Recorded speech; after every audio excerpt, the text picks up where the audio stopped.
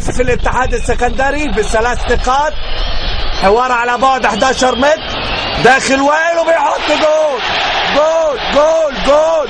تقدم للنادي الاهلي، هدف اول للنادي الاهلي، يقترب بقوه النادي الاهلي، يقترب بقوه من اللقب ويسعد الجماهير ويضيء سماء القاهره.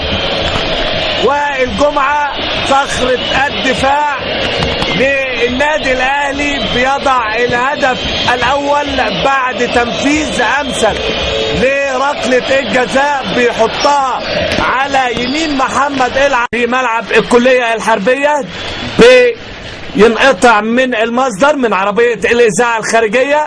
وطبعا حضراتكم عارفين الاسباب، نتمنى جماهيرنا دايما تلتزم. ادي واحده هات وخد حلوه، وادي التسديده واللمسه، جول جول جول جول.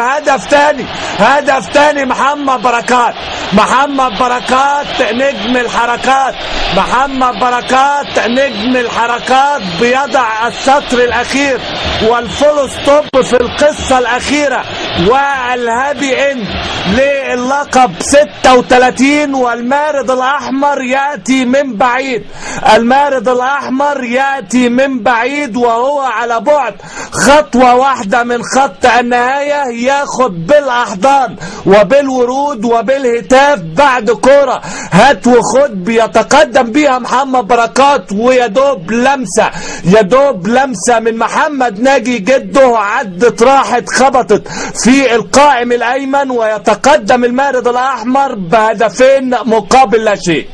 محمد بركات نجم النادي الاهلي على طول بتنفذ على القائم الاول، وادي لمسه وجول جول جول جول. هدف ثالث وشريف عبد الفضيل يكمل الثلاثيه،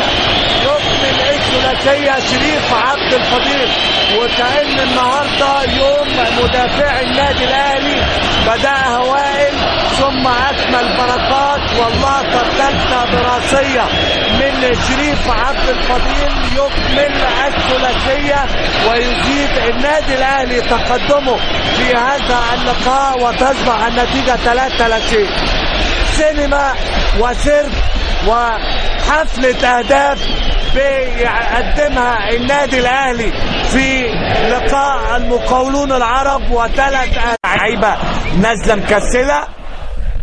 احمد عبد العزيز بيلعب كره حلوه وجول جول. بقول لحضراتكم لسه لعيبه النادي الاهلي نازله مكسله، وادي محمد عادل بيقطع على القائم الاول ويذلل الفارق في الدقائق الاولى من عمر وزمن الشوط الثاني، وبيضع الهدف الاول للمقاولون في هذا اللقاء. لمسها لمسه حلوه، لمسه بديعه من محمد عادل.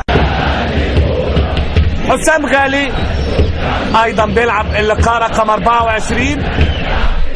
تحرك المره دي من بركات، والعرضيه حلوه وجول جول جول. جدو اوعى يجيلك جدو بيضع الرباعيه والفرحه الاهلاويه. جدو بيضع الرباعيه بلقطه فنيه رائعه ويسعد الجماهير الحمراء بهدف رابع وجمله حلوه وتحرك رائع من محمد بركات، والعرضيه والراسيه نموذجيه، عرضيه حلوه بالمسطره من النجم محمد بركات، بيقول له خد هات جون، وجده بيقبل الهديه. وفي الدقيقه 62 يعبر عن نفسه افضل تعبير ويضع الهدف الرابع للنادي الاهلي والهدف الثامن لمحمد ناجي جده. فقط محتسب بدل ضائع تفصل النادي الاهلي عن اللقب، ودي تسديده حلوه وجول جول جول جول جول. خماسيه، تسديده حلوه. غالي والله غالي. بقول لحضراتكم كان بيحاول وبالفعل